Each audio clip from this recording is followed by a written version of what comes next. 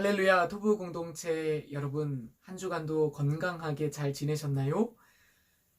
오늘 여러분들과 함께 나누고 싶은 선지자는 제가 가장 존경하고 닮고 싶은 선지자입니다. 이스라엘 백성 모두가 인정한 선지자, 하나님마저 인정한 선지자입니다. 성경에서 이만한 선지자가 없었을 정도로 가장 완벽에 가까운 선지자입니다. 그것이 누구일까요? 사무엘서 3장 19절부터 21절을 제가 한번 읽어드리겠습니다. 사무엘이 자라매 여호와께서 그와 함께 계셔서 그의 말이 하나도 땅에 떨어지지 않게 하시니 단에서부터 브엘세바까지의 온 이스라엘이 사무엘은 여호와의 선지자로 세우심을 입은 줄을 알았더라. 여호와께서 실로에서 다시 나타나시되 여호와께서 실로에서 여호와의 말씀으로 사무엘에게 자기를 나타내시니라. 아멘. 성경은 사무엘 선지자의 말이 하나도 땅에 떨어지지 않았다고 고백합니다. 그 이유가 무엇입니까? 바로 여호와 하나님께서 사무엘 선지자와 함께 하셨기 때문입니다. 또한 사무엘은 자신의 말을 전한 사람이 아니라 오직 하나님의 말씀을 증거했던 사람입니다. 그렇기 때문에 단에서부터 브엘세바까지 모든 이스라엘 백성이 사무엘 선지자를 인정한 것이죠. 단에서부터 브엘세바라는 표현은 모든 이스라엘이라는 표현이라고 볼 수 있습니다. 이스라엘 역사상 가장 어두운 시대를 뽑으라고 한다면 그것은 사무엘 선지자가 등장하기 직전에 사사기 시대라고 할 수 있습니다. 이스라엘 백성이 가나안 땅에 들어가서 사람마다 자기 소견에 옳은 대로 행했던 시대입니다. 하나님을 섬기는 제사장들마저 타락하고 부패해 있었는데요. 이 엘리 제사장은 영육간에 눈이 어두워졌던 제사장이라고 성경은 기록하고 있습니다. 그의 아들들은 성막에서 일하는 여인들과 부정적인 관계를 맺을 만큼 타락해 있었습니다. 그런데 이렇게 악한 시대, 영적으로 어두운 제사장 밑에서 어떻게 사무엘과 같이 훌륭한 선지자가 나올 수 있었을까요? 그것은 기도의 영성 때문이었습니다. 첫째로 사무엘의 어머니인 한나의 기도의 영성, 그리고 사무엘 자신의 기도의 영성, 이것이 그토록 멋진 사무엘 선지자가 그 시대 가운데 등장한 배경이라고 할 수 있습니다. 그의 어머니 한나는 무엇보다 고난 가운데 또 인생의 어려움 가운데서 기도로 하나님을 붙드는 여인이었습니다. 그녀는 자기 욕심대로 기도한 것이 아니라 하나님께서 그 어두운 시대 가운데 무엇을 원하시는지 물어보면서 그 하나님의 심정으로 기도했던 사람입니다.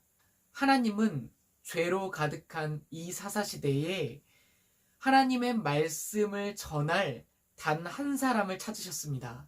왜냐하면 이 시대에는 하나님의 말씀을 선포하는 사람이 아무도 없었기 때문입니다.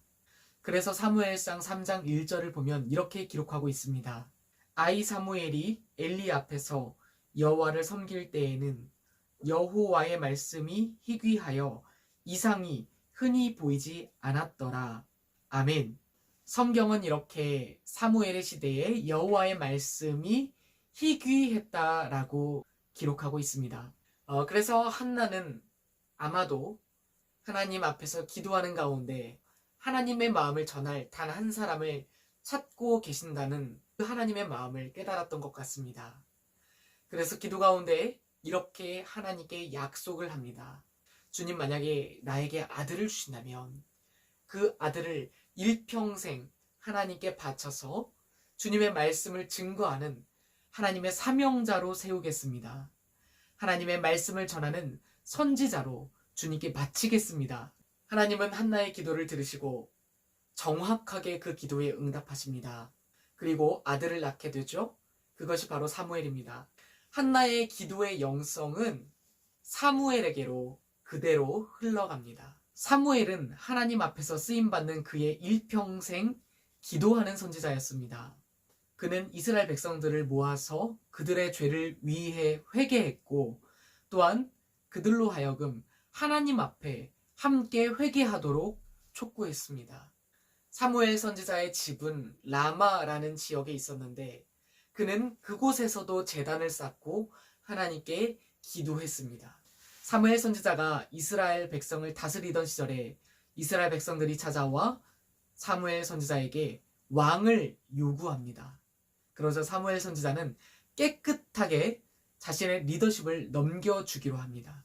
오히려 그들을 향해 끝까지 마음 다해 여호와 하나님을 섬기라고 권면합니다. 그러면서 했던 고백이 바로 유명한 말씀입니다. 우리 한번 같이 읽어볼까요? 사무엘상 12장 23절과 24절을 한번 읽어보겠습니다. 나는 너희를 위하여 기도하기를 쉬는 죄를 여호와 앞에 결단코 범하지 아니하고 선하고 의로운 길을 너희에게 가르칠 것인즉 너희는 여호와께서 너희를 위하여 행하신 그 큰 일을 생각하여 오직 그를 경외하며 너희의 마음을 다하여 진실히 섬기라. 아멘. 새롭게 임명된 이스라엘의 왕이 범죄할 때에는 하나님의 마음을 가지고 왕을 위해서 리더십의 죄를 가슴에 품고 근심하며 밤새 부르짖어 하나님께 기도했습니다. 이처럼 사무엘은 기도의 영성으로 하나님의 말씀을 증거하고 회개를 촉구하는 이스라엘 역사상 가장 어두운 시대를 밝히는 놀라운 선지자였습니다. 참 멋지지 않습니까? 오늘날에도 하나님은 이 어두운 시대를 밝힐 하나님의 말씀을 증거할 단 한 사람을 찾고 계십니다. 하나님의 마음을 가슴에 품고 하나님과 함께하며 이 민족을 위해 기도할 단 한 사람. 한나와 같이 사무엘과 같이 오직 주님께 부르짖으며 하나님의 마음으로 가정과 일터와 민족을 하나님께 올려드리며 기도할 그런 한 사람. 자기의 명예를 붙잡지 않고 내 생각보다 하나님의 말씀을 증거하는 사람. 바로 사무엘과 같은 주님의 말씀의 일꾼들, 기도의 일꾼들이 다 되시기를 예수님의 이름으로 축복합니다. 아멘. 우리 이 시간 한번 기도하길 원합니다.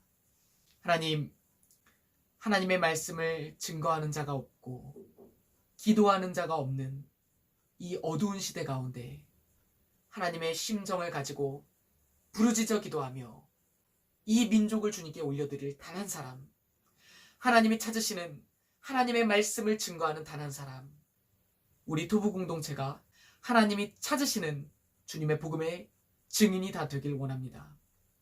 한나와 같이 주님의 심정에 공감하며 기도하게 하시고 사무엘과 같이 오직 주님의 말씀 붙잡고 주님의 말씀 증거하며 기도하며 나아가는 하나님이 사용하시는 이 시대의 빛과 소금의 역할을 감당하는 복음의 증인들이 다 되게 하여 주시옵소서.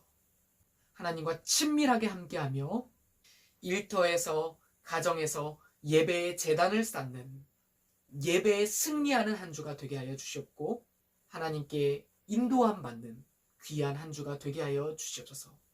감사드리며 살아계신 주 예수 그리스도의 이름으로 기도드립니다. 아멘. 우리 한 주간도 건강하시고 하나님의 말씀 붙잡고 기도의 영성으로 이 어두운 시대에 하나님의 빛을 비추는 아주 귀하게 쓰임받는 일꾼들이 다 되시기를 바랍니다. 그러면 건강한 모습으로 다음 주에 뵙겠습니다. 여러분, 다음 주에 만나요.